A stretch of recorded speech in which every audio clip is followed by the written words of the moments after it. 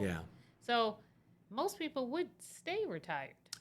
Yes. Enjoy that, but not intellectually curious, always ambitious, ready to learn and No. contribute, No. Mike Page. So what No. happened after that, Mike? So I spent a month. A month. Yeah. 1 month. Now I will say as I sit in front of you, I have been an avid golfer Right. um, a good portion of the latter portion of my career. I have the golfing bug Yeah. bad. I'm completely addicted. But I spent a solid month playing golf almost every day and sometimes twice a day. Okay.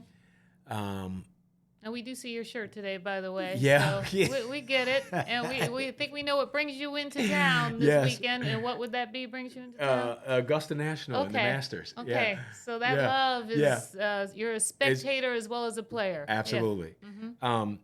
So, but I got bored very quickly, Okay. and because I was so ingrained in the work that we were doing Mm-hmm. as I finished up my career with Kimberly-Clark. And the reason honestly, the reason I retired wasn't that I was bored with the work. I was burned out. Yeah, it's a lot. I was traveling a lot, and it was a significant burden Another on me. global company. Correct. Yeah. So I decided that it was best for me not to burn out, but to save myself. So I gave 6 months notice, so we could hire someone, and we did.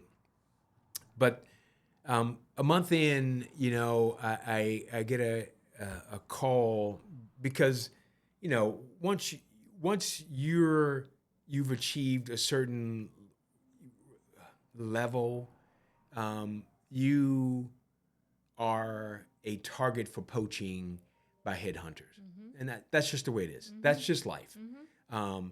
So I got a call from a headhunter indicating, hey, there's a startup by the name of Dosis. They're in the cannabis and the CBD space, and I said, Okay.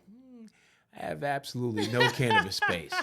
And I said, I'm probably not the one for them. And it was in Los Angeles. Actually, it was in Santa Monica.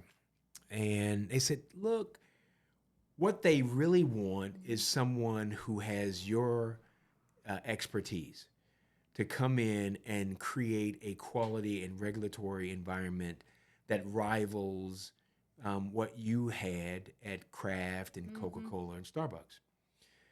And I said, yeah, I'll take the call. So You raised your hand again. I did. You I said did. yes to opportunity. I did. So my role was going to report into the head of R&D.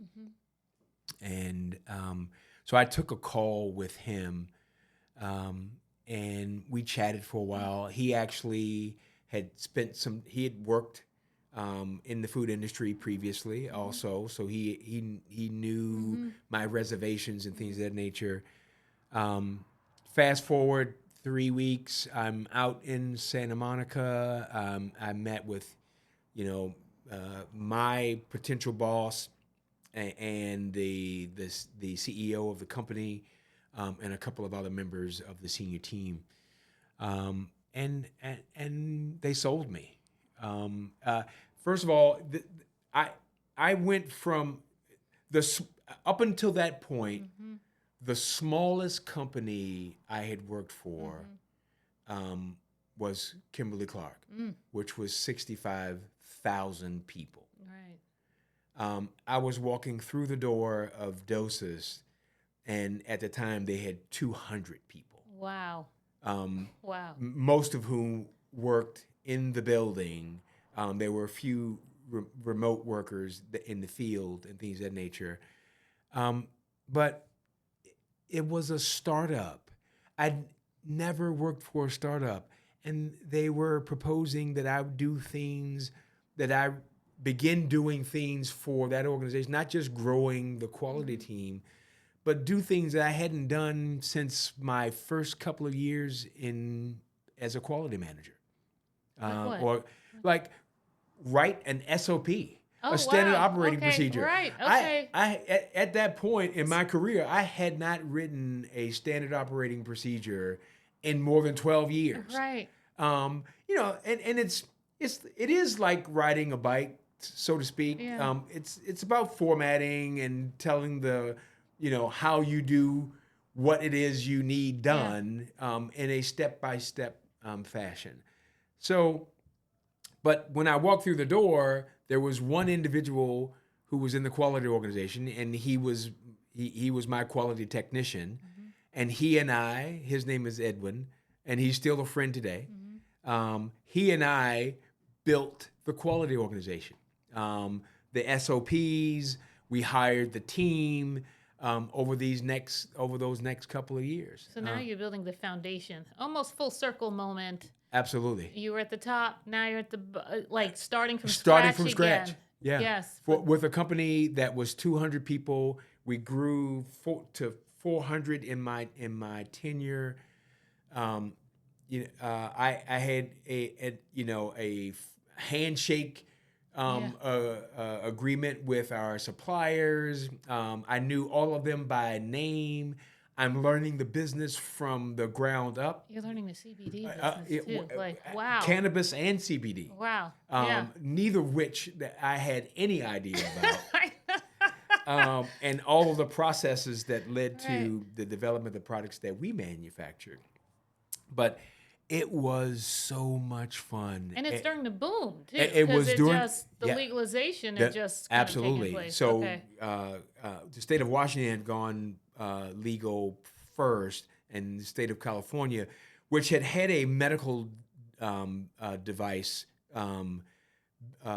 entity for a number of years. This was for commercial use, recreational use. Okay. And so we were at sort of the front of the curve while all of these things are going on. The long and the short of it though is COVID killed our business. Oh. Yeah. So COVID killed marijuana. Yeah. Well, it didn't kill marijuana, but it certainly killed our company. And the reason for that is Governor Newsom had shut down the state. I see. So manufacturing and everything just more so recreational tourism, cannabis tourism ended. Got it. Because it was legal in the state of California, people were traveling from all over the country, and in some places all over the world, to the state of California to consume cannabis freely. Yes. Openly. Yeah. And when Governor Newsom shut down the state and travel into the state to sort of put some buttresses around the spread of the COVID virus, it really hurt our business and our revenue. It didn't kill it instantly. It took a while. We ended up selling the business, but a year or so later, after sort of the pandemic sort of ebbed a bit, and there's a lot of uncertainty during that time. It was. Businesses don't do well with uncertainty, especially a startup. Well, and because it was a startup, we were very dependent on fundraising and people who are unsure about the future of your business are not as willing to release funds. Right, absolutely. In those cases. Right. So it really hurt our business. So how long were you there? I was there on the payroll for 2 years. Okay. I consulted with them and for them for another 7 months or so because I didn't want to see the business, of course, to go away. You're invested. So, absolutely. Yeah. And I was an owner of the company. Oh, that's the other thing. You got equity. So I got equity in the company, and so I was very keenly interested in their success, and so I stayed on. Which is the purpose of equity, actually, right? Absolutely. To keep you motivated. Absolutely. So there you go. Yeah. Okay. But you didn't you didn't go back into retirement. I did not. So because other companies were having issues Yeah. as well. The head of quality at Beachbody. Yeah. So the Beach, a lot of people don't know Beachbody is the founder of such workouts as P90X and Right. That's probably where it's most commonly Insanity known and from. Yeah. absolutely. But what people don't Muscle know, confusion correct, workouts and things of that absolutely. sort. Yeah.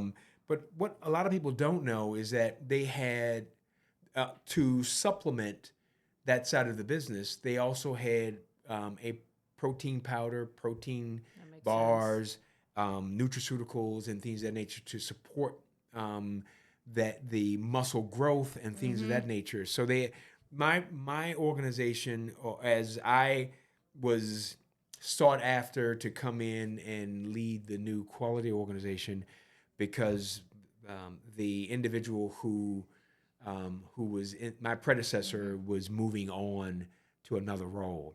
Gotcha. So was this also a call? Was this the same headhunter? No, it was a different headhunter. Okay. Okay. But But you had multiple relationships then. I did. Okay. I did.